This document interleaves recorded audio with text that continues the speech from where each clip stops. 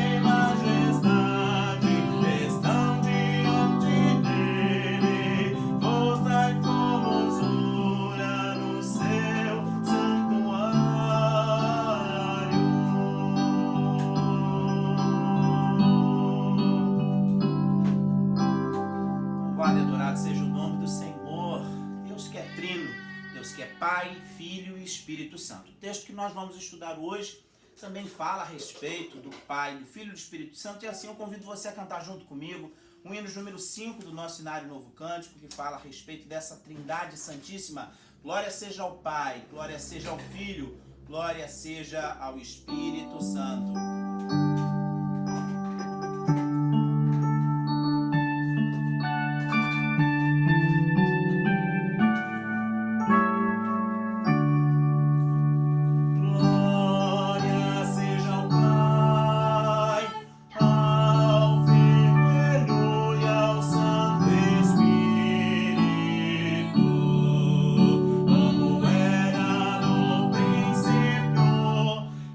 Hoje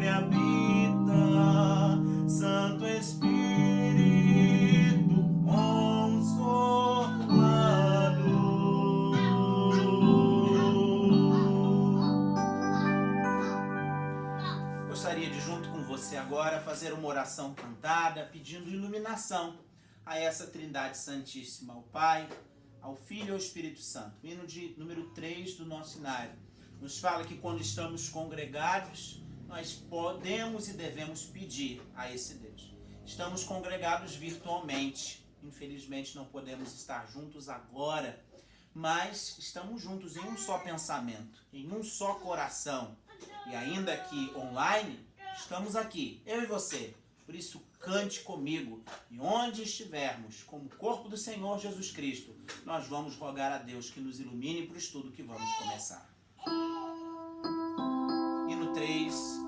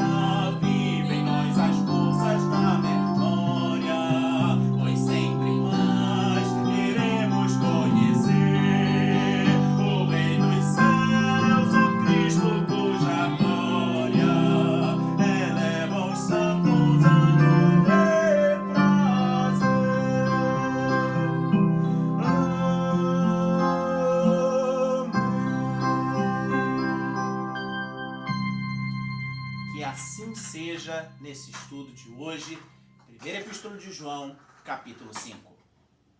Chegamos então à nossa nona e última aula sobre a primeira epístola de João. Nós hoje vamos estudar o capítulo 5. Caso você tenha perdido alguma das aulas, algum dos estudos, estão todos aí no nosso canal, o canal da Primeira Igreja Presbiteriana de Niterói, no YouTube. Você pode voltar e assistir a algum dos vídeos que você, por acaso, tenha perdido. Hoje nós vamos estudar, então, o último capítulo, capítulo 5. E antes de nós entrarmos propriamente no texto do capítulo, nós vamos relembrar algumas questões a respeito da carta, aquilo que nós vimos em todas as aulas anteriores. Primeiro, a gente precisa lembrar que o apóstolo João, quando escreveu essa epístola, ele tinha em mente o objetivo de que os seus leitores, os seus primeiros leitores, eles não cedessem aos falsos mestres que haviam deixado a verdade, que haviam deixado o seio da igreja. As mentiras pregadas por eles acabavam trazendo sérias consequências para a vida da igreja. Parte da heresia desses falsos mestres negava que Jesus tinha vindo em carne.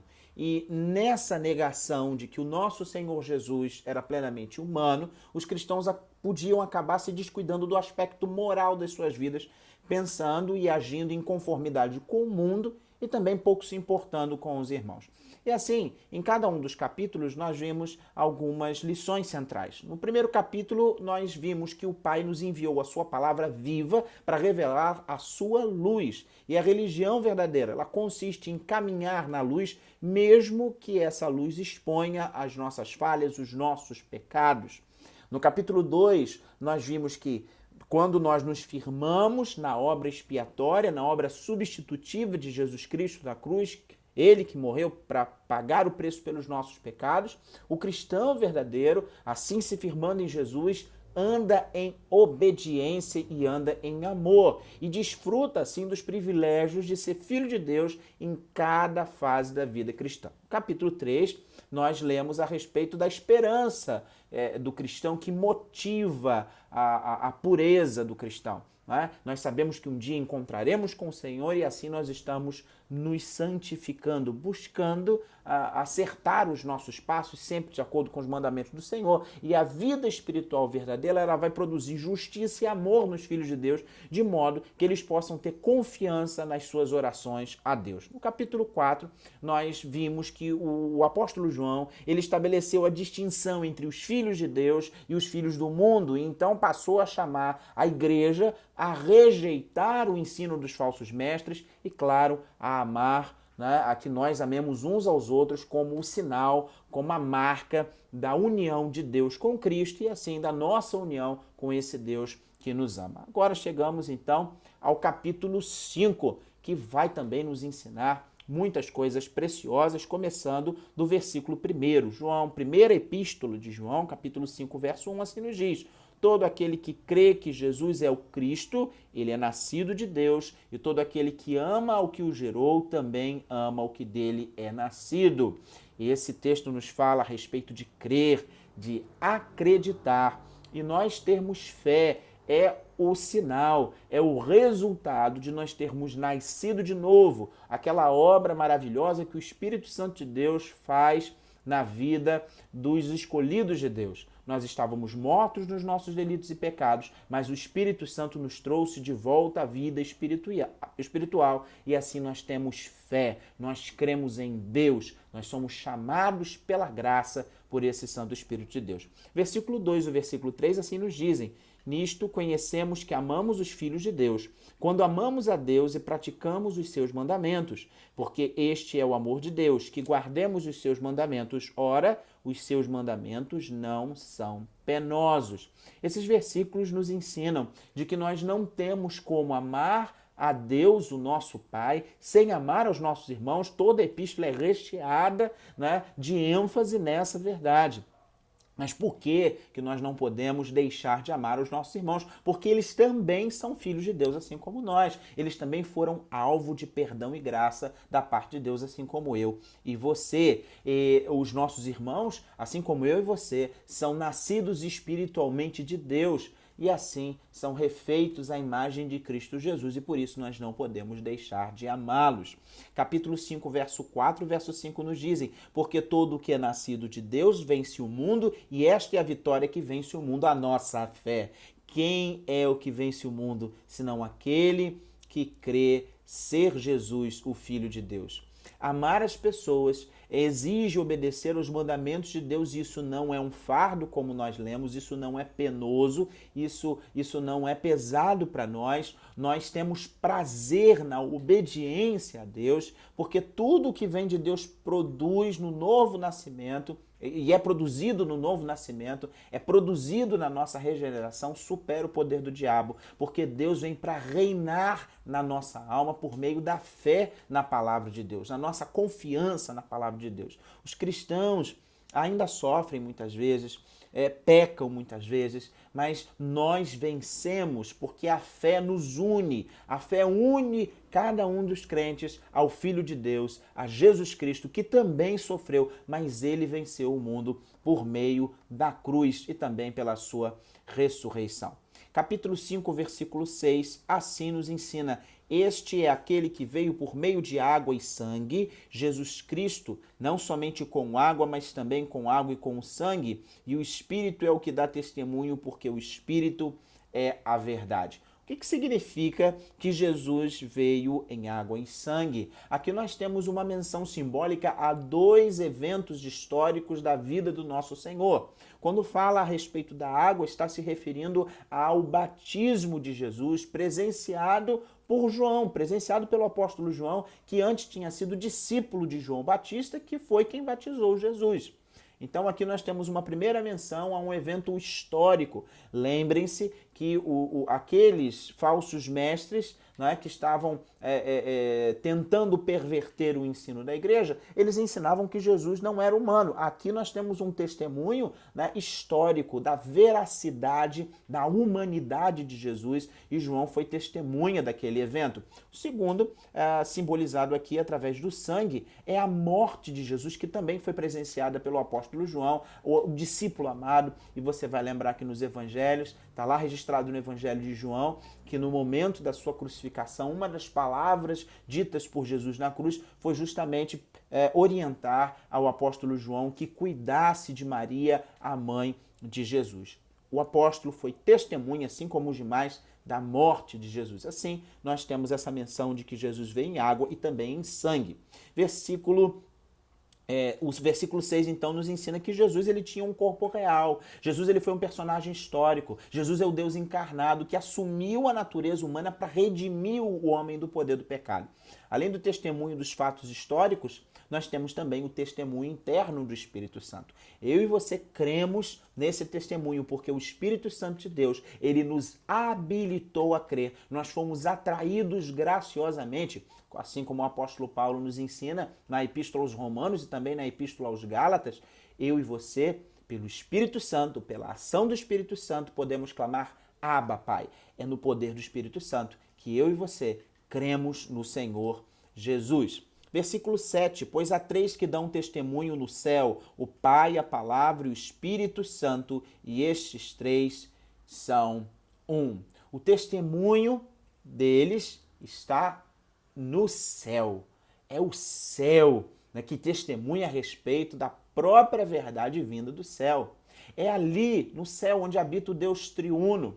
O testemunho do Pai foi dado em diversas ocasiões durante o ministério de Jesus, como no batismo de Jesus. Eu sei que você lembra que quando Jesus foi batizado, né, desceu do alto, né, o poder do Espírito Santo sobre ele, né, de forma assumindo a forma de uma pomba, e dos céus se ouviu a voz de Deus o Pai dizendo a respeito de Jesus: este é o meu Filho amado em quem eu tenho prazer. Né? Nós também tivemos o testemunho do Pai na transfiguração, quando Jesus estava ali com 3 dos seus discípulos, com Pedro, com João, com Tiago, no monte, e ali o rosto de Jesus foi transfigurado e mais uma vez nós ouvimos a voz de Deus o Pai dizendo: este é o meu Filho amado em quem eu tenho todo o meu prazer, e ainda acrescenta: a ele ouvi. Né? Então nós temos também o testemunho do Pai através dos sinais e dos prodígios que foram realizados por Jesus e mesmo na morte do nosso Senhor Jesus, através de tudo aquilo que aconteceu, as trevas vindo sobre a terra, o terremoto, né, que aconteceu, e ali nós temos o testemunho do Pai e mesmo do Espírito Santo a respeito de Jesus. A palavra aqui, né, são 3 testemunhos no céu, o Pai, a palavra se refere a Jesus, a Deus, o Filho encarnado.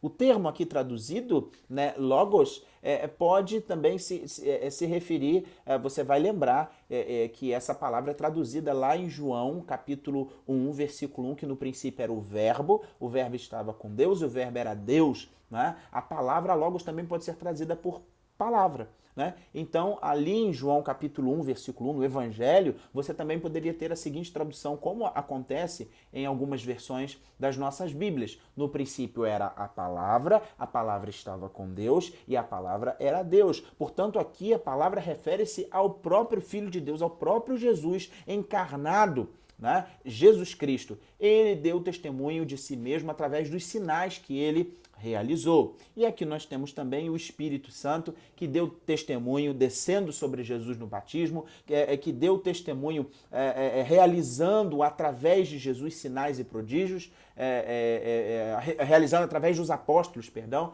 Né? No livro de Atos dos Apóstolos nós vemos o Espírito Santo descendo sobre a igreja, e os milagres realizados pelos apóstolos foram justamente acompanhando a pregação dos apóstolos a respeito de Jesus, demonstrando que eles faziam sinais tais como Jesus fazia. Isso confirmava a sua pregação. E claro, também o Espírito Santo, tal como nós lemos em Romanos capítulo 1, verso 4, que estava ali na ressurreição, no milagre da ressurreição de Jesus Cristo. Muito embora as três pessoas da Trindade testifiquem, estes três são um só, ou seja, concordam na mesma coisa. E o testemunho deles, né, é um testemunho unânime. Jesus Cristo é o Filho de Deus, o Salvador do mundo. Esse é um dos versículos da Bíblia onde a doutrina da Trindade aparece de forma mais clara, de forma mais definida. Ainda que na Bíblia nós não tenhamos a palavra Trindade, essa é uma doutrina explicitamente bíblica. Deus, ele é Pai, é Filho e é Espírito Santo. Três pessoas que formam um único Deus.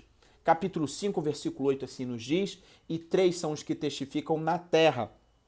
Temos um testemunho no céu, um testemunho divino, e também são três os que testificam na terra. O Espírito, a água e o sangue, os três são unânimes num só propósito. E aqui nós temos uma espécie de repetição do versículo 6. O Pai testificou no batismo de Cristo, a morte de Cristo testificou, né, o cumprimento das profecias do Antigo Testamento, e o Espírito Santo ele testifica de Cristo por meio da palavra apostólica. Aquilo que é ensinado, aquilo que foi passado pelos apóstolos, a pregação que hoje a igreja dá continuidade, que Jesus é o único Filho de Deus.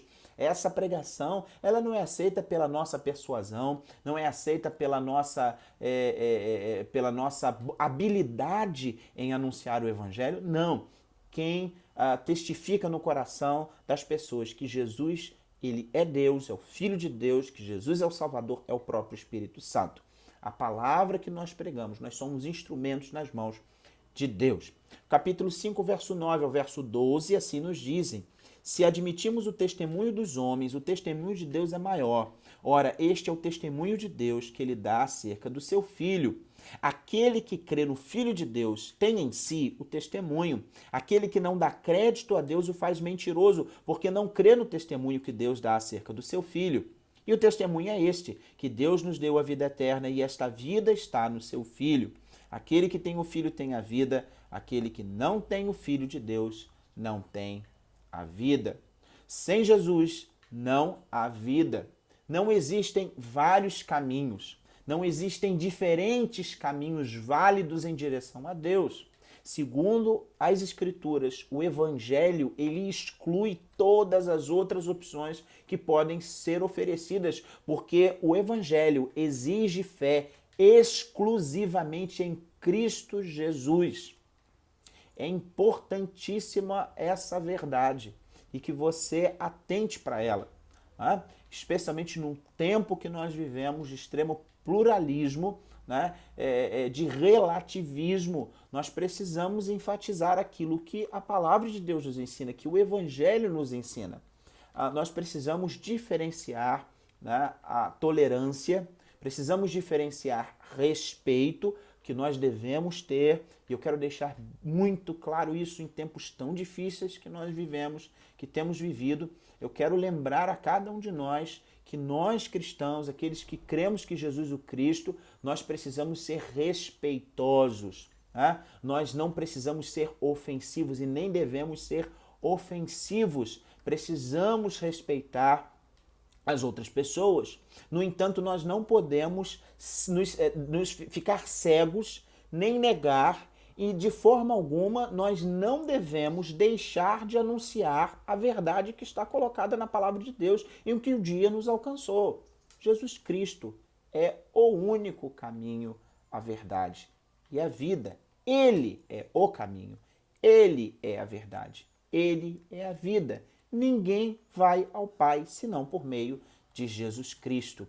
Ele é o Salvador, ele é o Messias, ele é o Cristo, ele foi o escolhido para nos salvar.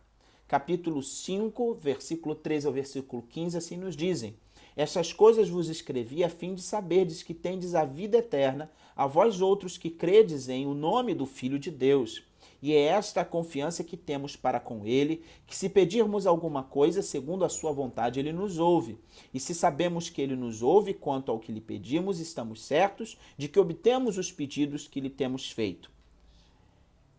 Gente, o objetivo de João, ao escrever esta epístola, é que os seus leitores tenham confiança em Deus, obedeçam os seus mandamentos e aprofundem os laços de comunhão uns com os outros. E sem sombra de dúvida, uma das formas mais profundas de comunhão que temos uns com os outros é a intercessão. É o privilégio que nós temos de orar uns pelos outros, tá? E especialmente de saber que Deus nos responde, Ele nos atende às orações quando nós oramos conforme a sua vontade, quando aquilo que pedimos está de acordo com a sua vontade.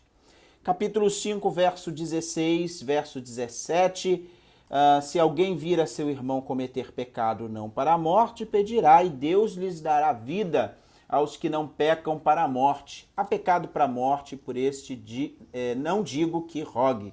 Toda injustiça é pecado e há pecado não para a morte. Os cristãos eles devem orar para que Deus renove espiritualmente aqueles que têm apresentado alguma forma de desobediência. Como nós já lemos nessa epístola, é possível que o cristão, em algum momento de sua vida, ele falhe, ele peque, mas Jesus, ele é fiel e é justo para nos purificar, para nos perdoar, para nos reerguer. A questão aqui colocada é que João não encoraja a orar por aqueles falsos mestres que tinham experimentado o evangelho e a igreja e agora se tornaram inimigos de Cristo, separando-se assim da vida. Bem, será que esse pecado para a morte é algum pecado específico? Há diferentes interpretações na história da igreja a respeito dessa compreensão do que seja o pecado para a morte. O pecado para a morte seria um pecado específico, tal como colocado pela Igreja Católica Apostólica Romana, que faz a diferença entre os chamados pecados veniais e os pecados mortais.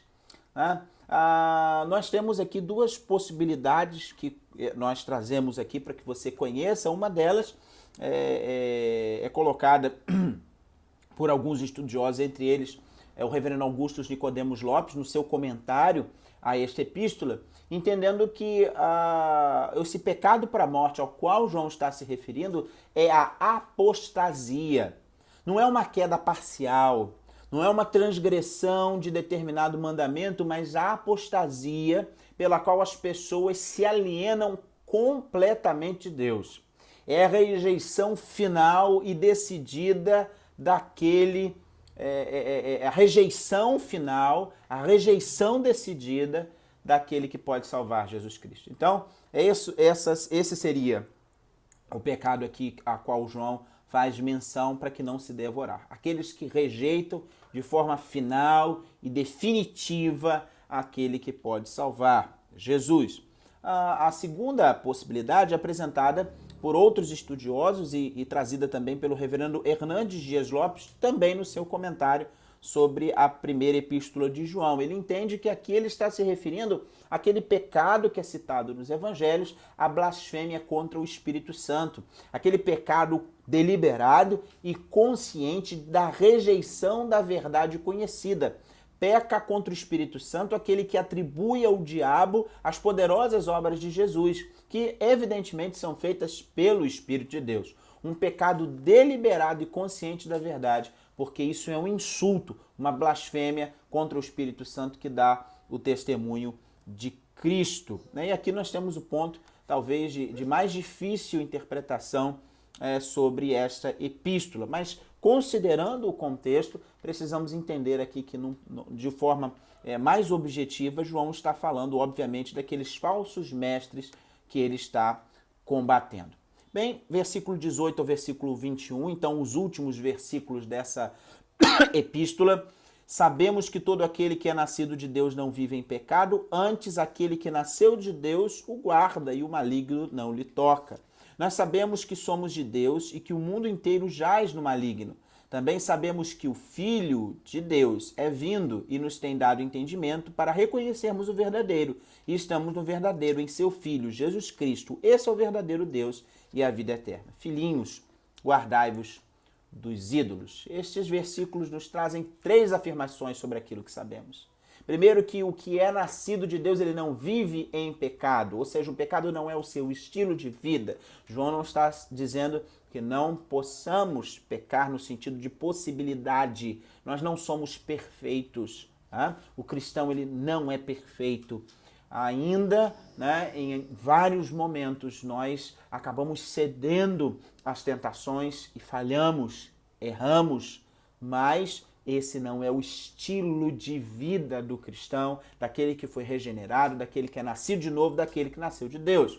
Uma segunda verdade é que o que de Deus é gerado conserva-se a si mesmo. E essa seria uma melhor tradução para essa expressão, aquele que nasceu de Deus o guarda, né? Então aqui uma melhor tradução desse versículo 18 seria o que de Deus é gerado conserva-se a si mesmo, né? No sentido de que ele se preserva, ele se guarda de pecar, né? Então, se agora nós somos filhos de Deus, nós lutamos contra o pecado. O maligno, que essa expressão se refere ao inimigo de nossas almas, ao diabo, a Satanás, ele não nos toca no sentido de não nos deter. Ele não mais tem domínio sobre nós. Aquele que é nascido de Deus não é mais dominado pelo pecado. E assim, nós estamos no verdadeiro, que é Jesus. Nós precisamos nos guardar dos ídolos. E o que é um ídolo? Tudo aquilo que tenta ocupar o lugar de Jesus é um ídolo. Outras traduções trariam: afastem-se de qualquer coisa que possa tomar o lugar de Deus no coração de vocês. Em outra possível tradução ainda, nós temos: guardem-se de todos os objetos de falsa devoção. E assim João conclui a sua epístola, nos direcionando ao único Senhor, ao único Salvador de nossas vidas, o único a quem devemos adorar, o único a quem devemos seguir, a Jesus Cristo, o Redentor. Assim, o que é que nós aprendemos neste capítulo 5? Né? Sistematizando aí, agora eu faço uso dos tópicos apresentados pelo reverendo Hernandes no seu comentário. Quais são as principais lições desse capítulo 5? Primeiro, nós temos certeza que nós pertencemos à família de Deus. Né? Nós somos nascidos de Deus, assim como os demais irmãos. Agora, todos nós em Cristo Jesus, nós somos feitos uma só família, um só corpo. O crente, ele é conhecido pela sua fé em Cristo Jesus. Aquele que é da família de Deus tem fé em Cristo Jesus. O crente, ele é conhecido pelo seu amor a Deus e aos filhos de Deus, porque nós amamos ao Pai e amamos aos demais filhos desse mesmo Pai, aos nossos irmãos. E o crente também, ele é conhecido pela sua obediência aos mandamentos de Deus, porque não é algo penoso, não é algo sofrido, mas agora nós temos prazer em agradar a Deus, obedecendo aos seus mandamentos. E, é claro, o mandamento central traçado aqui por João na epístola: nós devemos amar uns aos outros. Em segundo lugar, nós temos a certeza de que Jesus, ele é Deus, através de dois testemunhos: o tríplice testemunho na terra, né? E o tríplice testemunho no céu, tal como nós vimos. Né? O testemunho do Pai, o testemunho do Filho, o testemunho do Espírito Santo. Né? E claro, aqui na terra, o testemunho dos eventos históricos, né? A água, o sangue e o Espírito. Nós temos certeza também de que aqueles que creem em Cristo, eles têm a vida eterna. E a vida eterna, tal como nos dito aqui no capítulo 5, é algo concedido, é um presente de Deus. Eu não tenho condição de comprar, eu não tenho condição de merecer, eu não tenho condição de barganhar com Deus a minha salvação, mas a vida eterna, ela é um presente dado graciosamente por Deus, e essa vida eterna, ela está em Jesus. Jesus é que é o autor e o consumador da nossa fé, e é Ele quem é a fonte da nossa vida. Né? Existe uma música que eu gosto muito, cantada pelo grupo Arautos do Rei, que num determinado momento da música eles afirmam que para que rua de cristal sem Jesus, para que ruas de ouro sem Jesus, para que palácios de cristal sem Jesus, para que todo um céu de maravilhas sem a presença de Jesus? Para que viver para sempre sem Jesus? É Jesus o maior prazer e a maior alegria dessa vida eterna. E nós começamos a desfrutar dela aqui, através da presença de Jesus por meio do seu Santo Espírito. A vida eterna, como é que ela é recebida? Ela é recebida por meio da fé. né? Pela fé, pela graça nós somos salvos mediante a fé. Isso não vem de vós, é dom de Deus, nos diria o apóstolo Paulo na sua epístola aos Efésios, né? E a vida eterna ela é garantida pela palavra de Deus. Quem nos assegura a salvação é Jesus, e a palavra de Deus, ela é fiel. Nosso Deus, ele é fiel. Ele nunca, jamais voltou atrás nas suas promessas. Quando ele promete, ele cumpre. E assim como as profecias do Antigo Testamento se cumpriram, tudo aquilo que nos está narrado no Novo Testamento está se cumprindo e vai se cumprir. E nós um dia estaremos para sempre com o Senhor. Nós temos certeza que pertencemos à família de Deus em primeiro lugar, temos certeza de que Jesus Cristo é Deus em segundo lugar, temos certeza de que aqueles que creem em Cristo têm a vida eterna em terceiro lugar, mas nós também temos certeza da resposta às nossas orações. Qual é a condição para Deus responder às nossas orações? Que esteja em conformidade com a sua vontade. Oração, queridos, não é momento de barganha com Deus, não é momento de queda de braço com Deus, como se nós tivéssemos qualquer condição de impor coisas a Deus. Né? A oração não pode ser vista por nós como uma forma de manipular Deus, de fazer chantagem emocional com Deus. Nós recebemos nas nossas orações aquilo que está em conformidade com a vontade de Deus, que é boa, perfeita e agradável, daquele que conhece todas as coisas, daquilo que sabe todas as coisas. Significa que a gente não pode colocar tudo que tiver no nosso coração diante de Deus? Não, devemos fazer isso, devemos buscá-lo, mas é importantíssimo que eu e você, através da leitura da palavra, através da intimidade contínua com Deus, comecemos a perceber Ele trabalhando nas nossas vidas. E assim, nós precisamos pedir de forma sábia, buscando nos conectar, de forma que o Espírito Santo, que intercede por nós, ele nos faça entender qual seja a boa, perfeita e agradável vontade de Deus. E é claro que nós temos convicção de que Deus responde às nossas orações porque sabemos que Ele nos ouve. Não existe oração que não seja ouvida no sentido de que Ele não esteja ali entendendo, compreendendo, ouvindo aquilo que estamos falando com Ele. Deus não é surdo às nossas palavras. Em quinto lugar, nós temos certeza de que Deus ele pode salvar pessoas da morte por intermédio das nossas orações. Por isso, há um privilégio enorme em nós intercedermos uns pelos outros, não somente nos momentos de dor e luto, não somente em função das nossas enfermidades, mas especialmente nós orarmos por aqueles que ainda não conheceram e não confessaram Jesus como seu único e suficiente Salvador. Nós precisamos e devemos continuar a orar por aqueles que ainda não se entregaram ao Senhor Jesus, porque o nosso Senhor, Ele é misericordioso, Ele é bondoso, Ele é amoroso e da mesma forma que nos salvou, Ele salva todo e qualquer pecador que se arrepende. Por isso eu e você podemos e devemos orar. Mas existem limitações nessa intercessão. Por isso, não há como orar por aqueles que decididamente, de forma final, né, agem rejeitando o Senhor Jesus. Mas, pastor, então assim fica complicado porque há pessoas, às vezes, que são tão resistentes. Querido, esse pecado, né, de rejeitar de forma definitiva e final é algo que é colocado, né, apenas o Senhor Deus, Ele de fato tem conhecimento a respeito daqueles que rejeitam de forma final. É interessante a gente perceber isso porque penso, certa vez, né, eu fui até questionado, pastor, eu não sei se eu cometi o pecado contra o Espírito Santo. Meu irmão, se você está em dúvida se você cometeu o pecado contra o Espírito Santo, quer dizer que você não pecou contra o Espírito Santo, porque não haveria arrependimento no seu coração, né? O arrependimento é a marca do Espírito Santo agindo no coração do pecador. Aquele que se arrepende dos seus pecados é porque foi movido por Deus a entender-se pecador e a entender a necessidade que ele tem de Cristo Jesus, o Senhor. Em sexto lugar, nós temos certeza de que os crentes não vivem na prática do pecado porque o crente ele é libertado do poder do pecado. Nós ainda cedemos, ainda falhamos, infelizmente. Mas o pecado já não tem mais o poder que tinha sobre nós antes de Cristo Jesus. O crente, ele é guardado do maligno. Deus nos guarda, porque à medida que nos santificamos, nós vamos sendo preservados do mal. E o crente, ele é separado do mundo. No sentido, né, a palavra santo, que significa ser separado, significa que nós nos consagramos, nos separamos para Deus. E por fim, nós temos certeza de que Jesus é o verdadeiro Deus. Jesus é o verdadeiro Deus, ele é a essência da vida eterna, não só...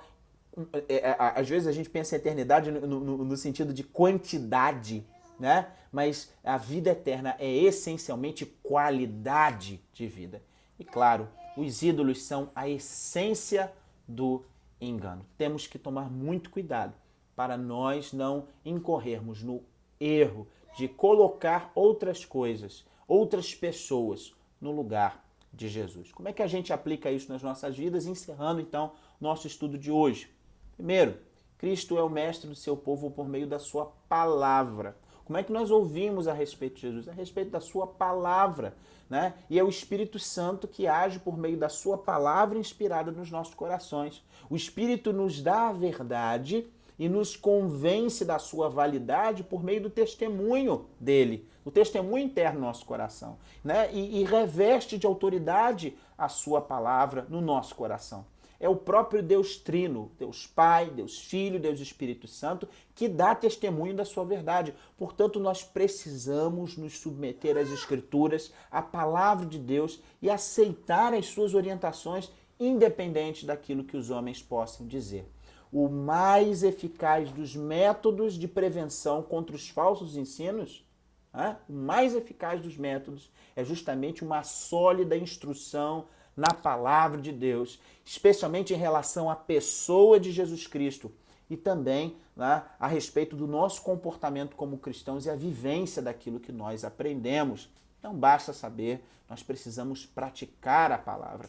O novo nascimento possibilita ao homem ter um relacionamento de filho com Deus. E aqueles que são filhos de Deus, nascidos de novo, têm certeza, né, têm a certeza da vida eterna, possuem uma vida de esperança e nós esperamos desfrutar da glória eterna. Deus, ele quer que os seus filhos saibam que ele tem a vida e ele não se alegra com um medo servil entre nós cristãos, mas nós tememos no sentido de reverenciarmos a esse Deus, de tremermos diante dele pela sua santidade, mas o amor lança fora todo o medo, como estudamos no capítulo 4, e assim nós nos achegamos a ele em fé.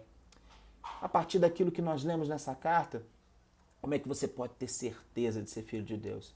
Crendo em Jesus Cristo, e assim você deve compartilhar com os demais. Deus ouve as nossas orações. Deus ouve a oração daqueles que estão em Jesus, daqueles que se achegam a Ele e amam ao próximo. E é por isso que você não podemos nos descuidar do ministério da oração. Servir a Deus falando com Ele, conversando com Ele, tirando tempo para estar com Ele. Os nascidos de novo, eles demonstram uma vida santa e por isso eles se guardam dos ídolos, né?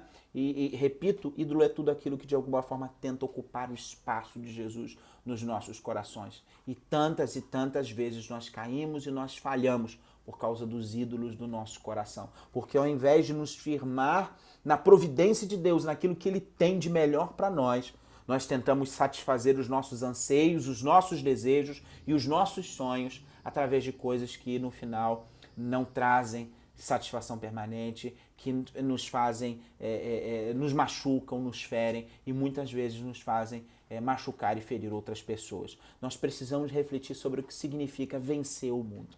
Porque Jesus venceu o mundo.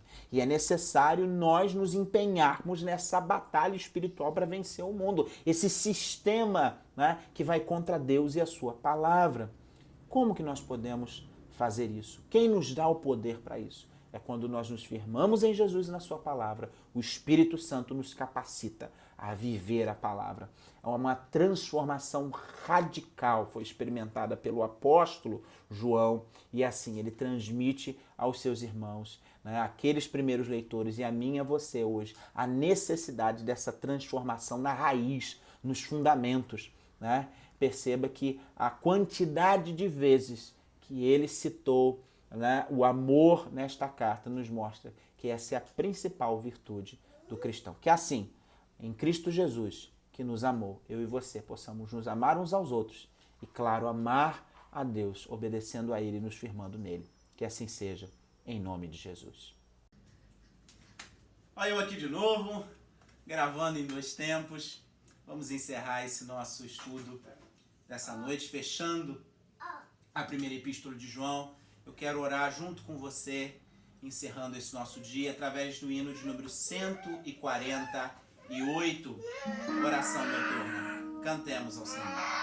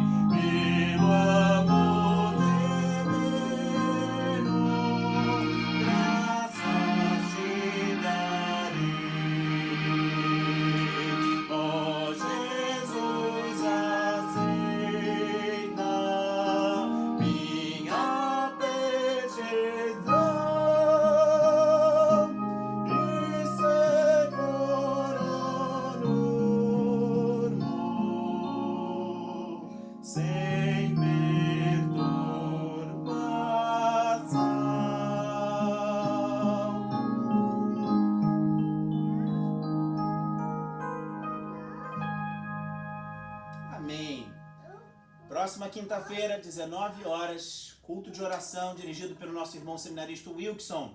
Próximo domingo, 9 horas da manhã, um culto sendo transmitido diretamente da primeira igreja. E claro, às 18 horas, o culto que vai ser gravado pela manhã, sendo transmitido para que às 18 horas você possa também participar do culto noturno. Um forte abraço e apenas uma propaganda rápida. A partir da próxima semana nós vamos começar um novo estudo às terças-feiras. Nós vamos estudar as 7 cartas do Apocalipse. É uma nova revista publicada pela editora Cultura Cristã, a nossa editora, a editora da Igreja Presbiteriana do Brasil. Você tem como adquirir essa revista sobre as 7 cartas em formato e-book, tá certo? Lá pela plataforma da Amazon, né? Pelo Kindle, que você pode baixar tanto para o sistema Android do seu celular, quanto para o sistema também iOS, através da Apple Store. Tá bom? A gente depois vai levar mais informações disso nos grupos do WhatsApp da igreja. Então, na próxima terça-feira, a gente vai começar a estudar as 7 cartas do Apocalipse. Vamos nos despedir, receba a bênção, querido. E o Senhor